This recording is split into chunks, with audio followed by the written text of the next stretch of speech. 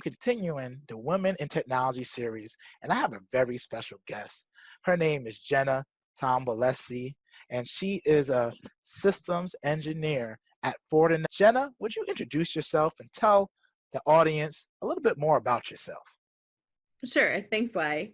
So like Sly mentioned, my name is Jenna Tombolesi. I'm a systems engineer for Fortinet covering upstate New York, and I support education and local government. Originally, I started working in tech just to pay for school because I really wanted to go and open my own office. I wanted to go through and get my PhD, MD, and be a psychiatrist. And I worked at Microsoft at the time when I was going for school. And everyone said, why don't you just stay? You seem to enjoy tech. You seem to be good at it. I said, no, this is just a stepping stone to get me to where I want to be. And I ended up looking at psychology jobs when I was about to graduate with my bachelor's. And I couldn't find anything that really interested me. And they seemed to have pretty high standards for someone just coming out of college. So I said, well, I'll keep looking. And as time went on, I ended up finding a rec that was technical relationship manager was how it was listed. And that's why it came up in my psychology search. And that's how I ended up at Ingram Micro, actually. I looked at the job description and said, wow, that sounds similar to what I'm already doing. So maybe I'll give that a shot. And they ended up asking me to support Fortinet on the channel side. I had never heard of them before. They took a huge risk on me because I was very technical in that respect and ended up getting certified. And now I work directly for them covering upstate New York. So it definitely was a complete step to the left in my life. It's not where I thought I wanted to be, not where I thought I would ever be, at this point. So I think this has been great. I'm very happy now, but it was definitely not something that I ever expected. All right. So you wasn't like one of those people that build the computers when they're younger. So was it when you had your role at Microsoft, you realized this can be a consideration for you to go into that tech realm? Or was it after you got the interview and the job and you started doing it? And the reason why I asked that question is because we have a lot of listeners that are in college or high school, and they don't know if this is for them. So how did you know that you could apply those skills that you learned in psychology and they'd be transferable into the technology field? When I was a kid, I was definitely neighborhood tech support. If someone couldn't connect to their iPod or something like that, it was always me that was going over there, even as a young girl. I had aptitude there in terms of figuring things out, but it wasn't necessarily, I didn't really see it as tech specifically that was driving it. I just liked to solve problems. I think that was the root of it. And even when I was at Microsoft, I very much enjoyed it. But even then, when I was originally hired, I was hired to be on the sales floor. I wasn't hired as a technician. I ended up doing the demo work for some of the imaging of the machines that you would see out that you could test when you were in the store. I was like, I like this. And that's how I got enough experience to end up applying to be a technician, and obviously continued down that path with virus removal and replacing components and data recovery, things like that. So at no point did I really say, this is exactly where I want to be. I was taking stretch assignments as they came and expanding my knowledge. And it just took me down a path. And I think what I learned the most out of that is you have to be flexible, because if I was so rigid and I said, no, this isn't what I said I wanted to do, I wouldn't be here. And I might not be as happy as I am. At some point, it was definitely hard, but at some point I let myself just experience where life was taking me. And I'm so grateful that I did that. That's great. And you left I think you just mentioned a gem that was there, is just being flexible, because you just don't know what a journey is going to be. So even for myself, like I went to school I started off as an English major, eventually into business. Then when I got into business, I realized that was too general. So I'm like, man, I can't graduate this a business management degree. What does that even mean? So I was like, I did a concentration in marketing and then tech. Right? Marketing was more sales, and it was some like advertising, was more print advertising. And then tech was database building. The information and the knowledge I learned for that was been invaluable. That helped me realize that the sales engineering, system engineering roles, or product marketing roles is where I fit, where my skill set is. You're right. Being flexible, enjoying the journey is a valuable skill that's underestimated, because sometimes, at least for me, and especially people who like to pre-plan things, because we get caught up in the path that we envision, and then we're not realizing that path that we're on is similar and it's encompassing some of those aspects, but it's just a little bit different, and it's okay. I think that's one thing I think the listeners should definitely just take that to heart. So you mentioned your educational gap, right? Not educational, your educational background. Has it been beneficial for you in your role today? Are you still using it? The reason why I asked for, because I have a lot of people who don't have degrees, I have people like myself who do have degrees, and then I have some other people who can got advanced degrees or just have certifications. And yours is outside of the field, but how are you using some of the skills that you learn to help you be better at this role today? And does it help you, or was it a differentiator for you? So it's funny that you say that, because a lot of times, actually, I think almost every time that I say, hey, my background is actually in psychology, and I went through all of the pre-med classes because that's the trajectory I wanted. So I definitely even had more experience in terms of the actual finer workings of psychology on a biological level. I think it was a differentiator, but it's also very surprising for people because, especially if you're applying for something that says, okay, a bachelor's in computer science is required, right? That may preclude you from doing so. You may look and say, okay, technically I'm not qualified on paper. So a lot of times when I would get the question, what's your background, what's your degree in? It would give people a lot of pause. And some people were like, that's not really applicable. But if you think about it, you can use psychology in all walks of life, in your career, in your interpersonal relationships. It's very important to understand why people behave the way that they do and ways to present yourself in a way that is going to get your point across.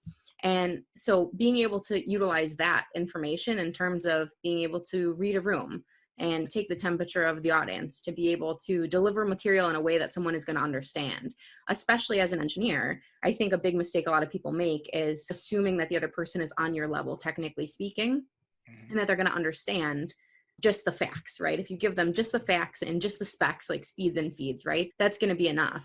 And it isn't. You really have to be able to break down and articulate that in a way the other person's going to understand. But before you do that, you have to understand how they learn. So a lot of that comes into play in my everyday, but it's been definitely invaluable to my career at this point.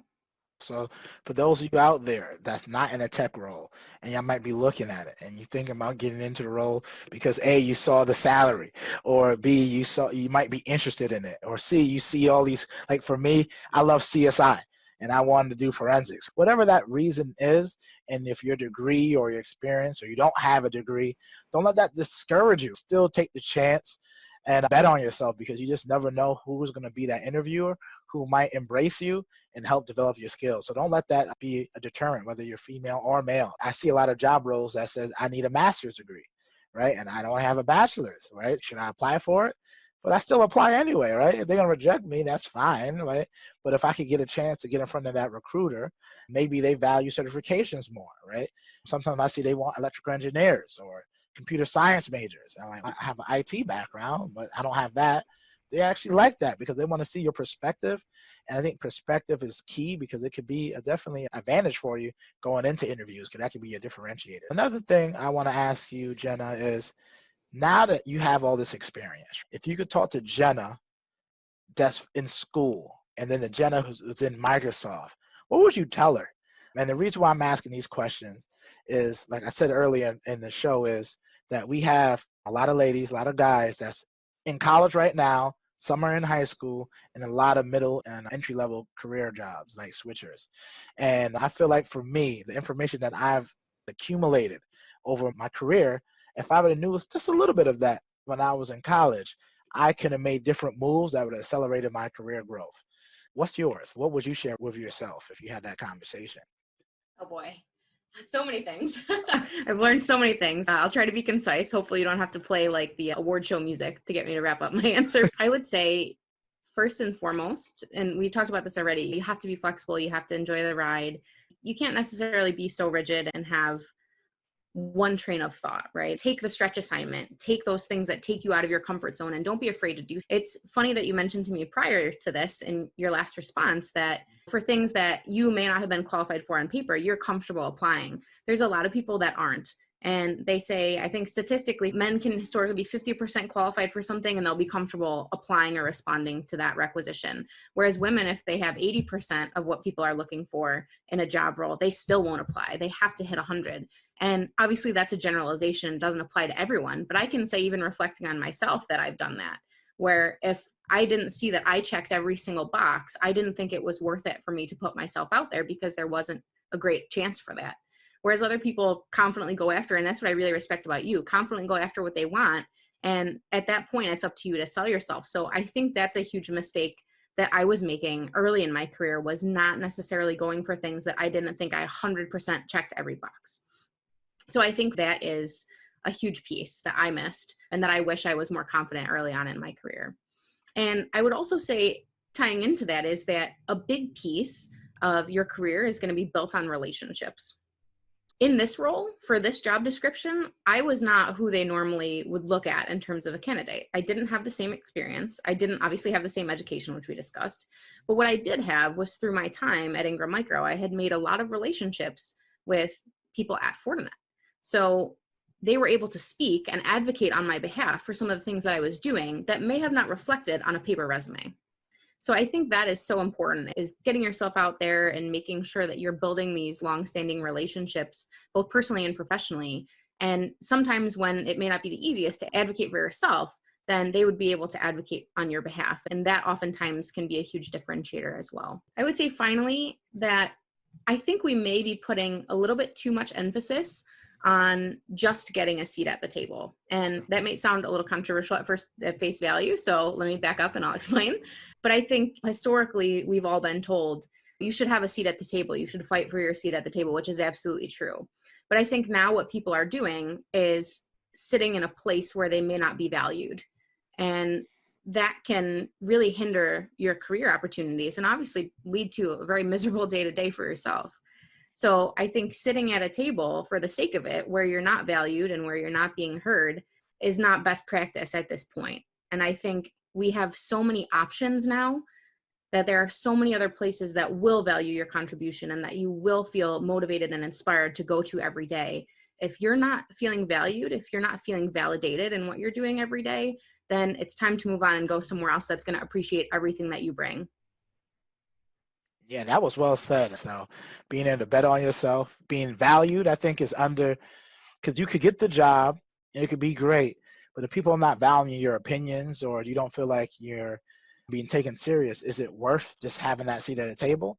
That's a good question. I never even thought about it that way, but I definitely Exactly. agree. Yeah, if you think about it, if you're fighting for the seat at the table, or maybe someone has given you now a seat, but you're not being heard, you're not being valued, why do you want to sit there? It's on us now, right? You don't have to just for the sake of having a seat, because there's a seat open somewhere else where someone will take much better care of you and you will be able to actually use your voice in that space.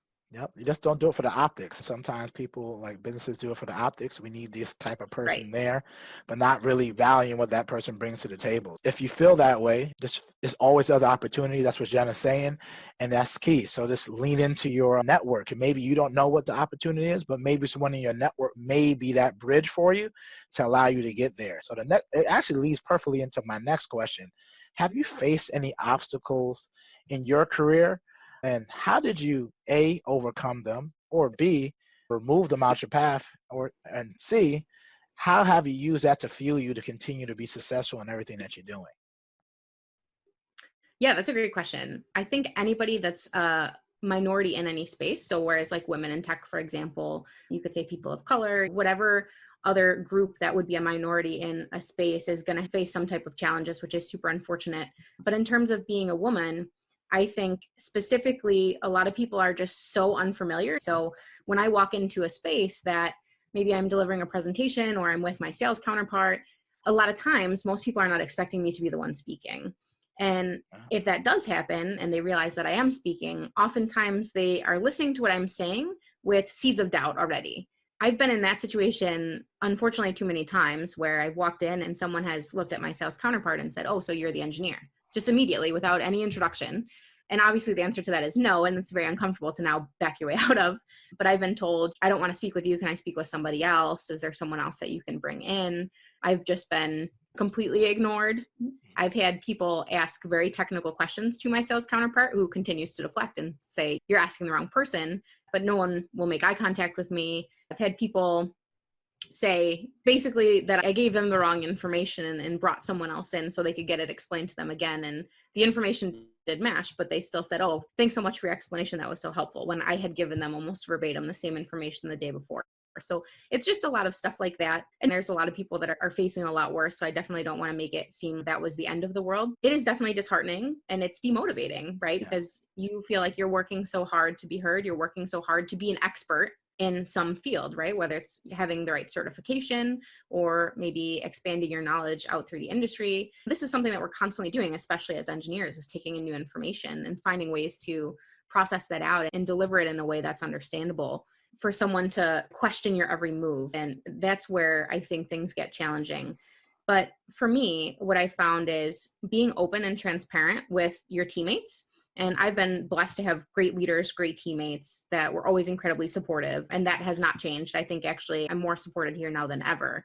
But I think just having that open conversation with them of what they can potentially expect in a meeting and what you need to feel supported. For example, having a conversation with your teammates saying, hey, I need you to project trust in me when you walk in a room, because that's going to help with that initial reaction of, ooh, maybe I'm uncomfortable with this. Maybe this is something that I'm not familiar with on the other side of the table.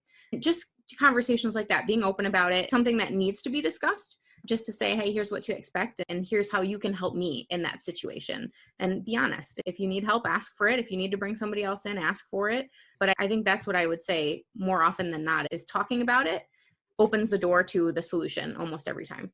Yeah. And one thing is, I think you said earlier, don't marginalize your experience because you might deem it not to be as hard as someone else's, because that's still pretty difficult for you. I want to make sure that was just said there. That's a difficult position to be in. And it's crazy when you was talking, I was trying not to jump in there because I can relate so many times. Just being a person of color sometimes coming in the door, Yeah. they go up to my sales rep and they start asking text like, Sly is the guy you want to talk to. And then they continued along the same round. Or then they challenge me with these questions and then I answer it and they still don't feel satisfied. And it's pretty frustrating after a period of time. Yeah. I definitely know how you feel to be in that situation. And it's frustrating. You get tired because you feel like you're always in this need to prove yourself when you Yes. already done it already. I've been blessed to have good sales reps and good teams that they see it happening. Sly is the engineer, and he's super talented. And sometimes as a tech person, I'm like, I don't really like the praises that much because then like it's expectations, but I usually exceed them. That definitely helps, man. Now I realize why they're doing it, because maybe they starting to see the apprehension of people interacting with me, or in your case. So yeah, definitely if you see that, you don't need to call them out, but just make sure the next time you're in that situation, you be proactive about it and just have an open mind. I'm realizing I just try to make sure that I don't let other people dictate my emotions and their projections on me. I don't allow that to happen. I control how I feel, and I try to use that to keep me studying, keeping up to date, and reinvesting in myself just to make sure that I'm always on my game all the time. So that's something that I just do. I completely agree. I Yes. use that as inspiration. If someone challenges you on a question, if someone acts like it's something that you maybe shouldn't know, take that as inspiration. Research that. Make sure you know it cold. So the next time you will have absolutely no doubt in your mind that you're the right person to answer that question. Yep, and I've been there too, right? Like sometimes it's okay, but what we're trying to say is you won't know all the answers. And how you respond also breeds confidence, right? So that confidence that you need to show. And I'm not trying to be boisterous, just confident, right? And like sometimes I get an answer that I don't know the answer to. I'm like, you know what, Jenna, that was a really good question about that SSL VPN.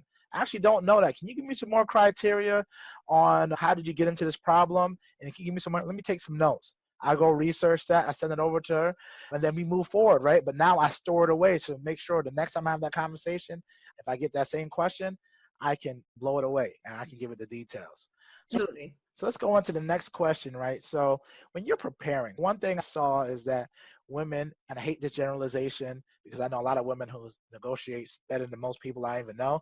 And I know a lot of men who can't negotiate and they always get in some lower. So these general numbers is things that I've been reading and research. They say usually that women don't negotiate as vigorous and get what they want as men.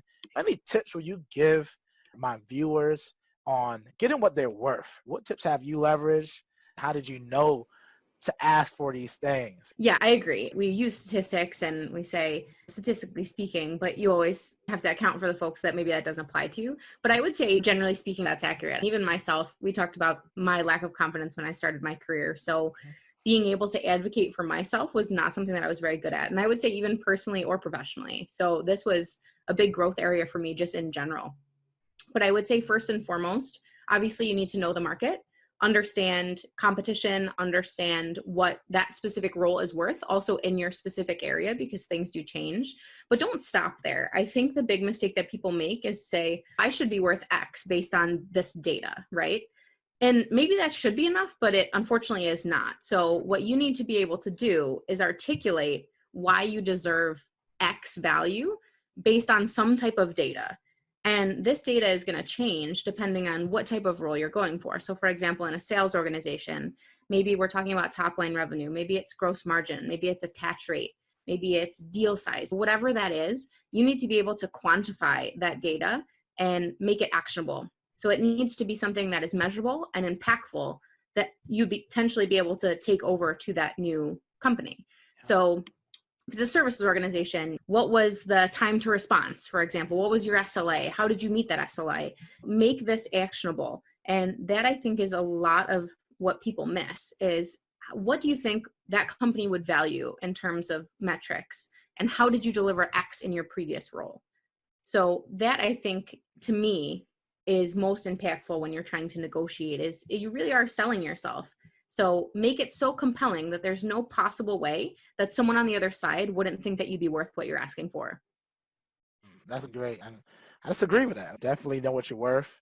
I guess the only thing I would probably add on there, if you are looking to know where you're at, right?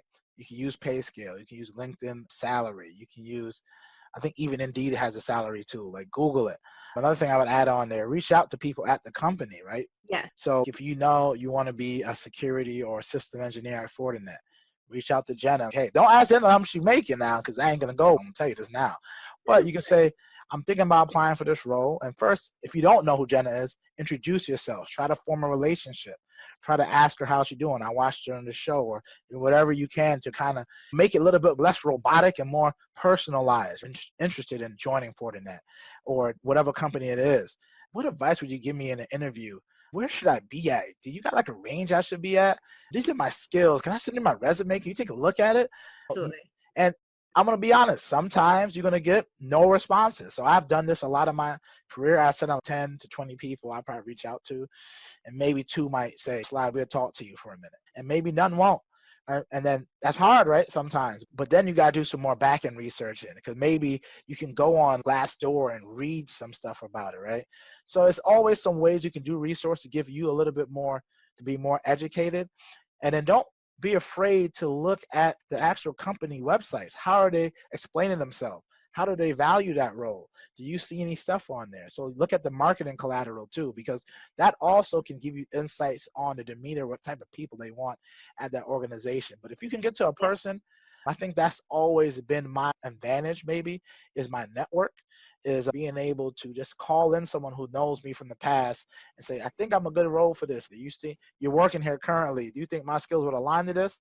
Oh, no? You start applying for this job? And then that's how I get in there. And they might even put my resume in front of that hiring manager. So if you're brand new and you don't have those type of relationships, leverage LinkedIn. The great thing about COVID is that people are home. Now that people are home, they're on LinkedIn a little bit more. You might have a higher success rate at engaging with these people. So if you don't have a network, because I didn't when I came into this industry, I organically built that each time. I'll make sure to reach out there. And then once you realize that this is a relationship, it can continue to blossom. So that's some good stuff there. To go on to our next question is, what's some of your favorite books you're reading, right? Or podcasts that you're listening to, or even YouTube channels that you're subscribing to? Can you share some of those with us, please? And with the viewers? Obviously, your channel. Slide against Tech Simplified. If you haven't subscribed yet, do it right now. I feel like we had to throw that plug in there. I wanted to make sure I did that. I would say, honestly, podcasts. I'm not a big podcast person. I'm trying. But for some reason, I don't know if it's just the medium. I would say in terms of books, we were able to attend an awesome training with John Kerr, who wrote Mastering Technical Sales with Aaron Bolig. And that was an absolutely great course. So I actually have been reading the book as well. And just being able to take an engineer who's, again, historically speeds and feeds, very technical, how do you transform successfully into a sales engineer? Be able to have the conversations with C-level executives that maybe are not technical, and how do you relay that message? So I thought that was amazing in other areas where someone is in a more technical space that will have to be delivering these presentations and have to be speaking to people that may not necessarily be on that same technical arm in that company. Sweet. All right. That's great. That's a good book. I never heard of that. I'm adding that in there. I think. Yeah, I told myself not to write it down now. I'm just going to listen to it and write it down later. I'll So, send it but to you. yeah, so before we end this, how do you prefer to contact you? You can contact me any way that makes sense. I'm the only Jenna Tombolesi on LinkedIn, at least as of Perfect. 2 weeks ago. So you'll be able to find me. There will be no confusion. You can also leverage my cell phone, my email, whatever works best Okay. for you. I'm obviously here to help. Mentorship is so important and the only reason that I've been able to get as far as I have at this point in my life. I want to make sure that I'm available for someone else who may be needing that guidance. Sweet. So what I'll do is I'll put Jenna's contact information in the bottom of this YouTube channel. I'm not giving out her phone number, maybe her email and her LinkedIn. Good. So one thing you will want to leave the audience, what would it be? What's one thing you want to leave them with? Oh boy, I feel like I said a lot, so hopefully Yeah. some of that was impactful. But I think just generally speaking, I think we all need to have a little bit more confidence in ourselves, be a little kinder to ourselves, and just take that stretch. Take that stretch, whether you're interested in it and it's something that you're not certain of. Maybe you're not sure. To your point, would I be cut out for this? Would I be right for this? If it's something you're interested in exploring, make sure you explore it and do so with confidence, because the biggest teacher is failure. And we can't see that as something that should preclude us from doing so. We need to make sure that we are putting our best foot forward and making sure that we're doing what we want to do in our lives. That's great. With that being said, Sly Gittins and Jenna are out. Peace. Thanks so much for your time. Thanks for joining. Have a great day, everyone.